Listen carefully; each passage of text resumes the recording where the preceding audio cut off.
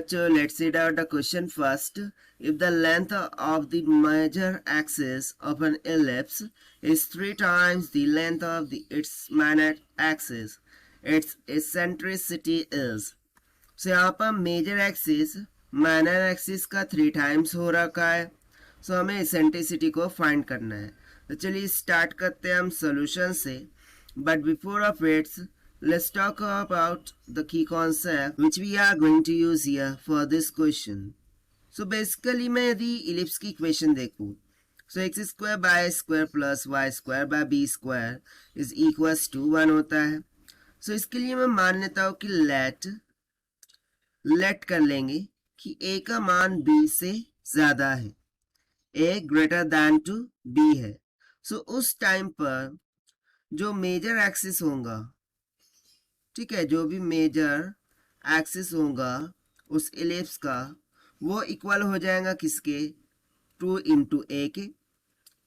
And minor axis ये equal हो जाएगा 2 इंटू बी के. सो इसी कॉन्सेप्ट का हम यहाँ पर यूज करेंगे. तो चलिए स्टार्ट करते हैं यहाँ से. तो सबसे पहले तो मुझे फाइंड क्या करना है, इसेंट्रिसिटी, राइट. सो इसेंट्रिसिटी का फॉर्मूला क्या होता है, E is equals to under root में 1 minus of b square by a square, जब a is greater than to b हो.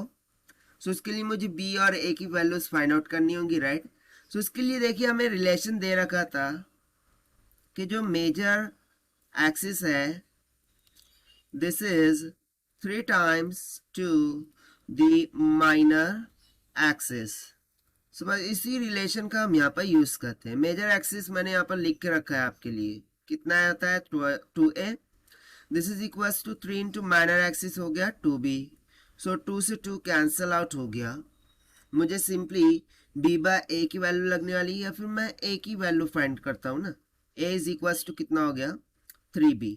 इसको मान लीजिए इक्वेशन नंबर 1. अब हम क्या करेंगे, इसेंट्रिसिटी का फॉर्मूला लिखेंगे. That is E is equals to हो जाता है अंडर रूट में 1 माइनस का b square by a square, जब a is greater than to b हो तब. So this will be equals to under root में क्या हो जाएगा 1 माइनस का b का स्क्वायर, सो वो हम एज इट इज रखते हैं, डिवाइडेड बाय a का स्क्वायर, यानी कि कितना हो जाएगा 3b का whole square.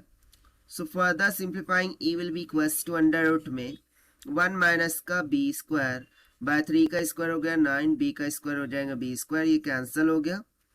So this will be equals to under root में 1 minus 1 by 9. So further simplifying E will be equals to under root में 9 माइनस 1 हो जाएगा 8 डिवाइडेड बाय 9.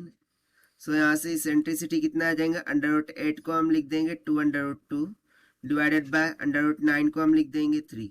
सो ये हो गया हमारा आंसर, जो कि हमने सॉल्व किया है by using the concept of ellipse, major axis and minor axis के फॉर्मूले से.